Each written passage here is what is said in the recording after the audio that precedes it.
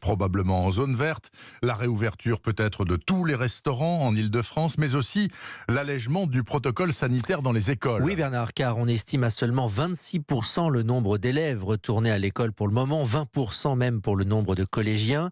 Les parents, mais aussi les enseignants attendent donc beaucoup de ce discours pour au moins 2 raisons, nous dit ce matin Sophie Vénétité, secrétaire nationale SNES-FSU. D'abord, on attend qu'il dénonce publiquement la campagne de prof bashing, c'est-à-dire de dénigrement des professeurs qui a lieu depuis quelques jours.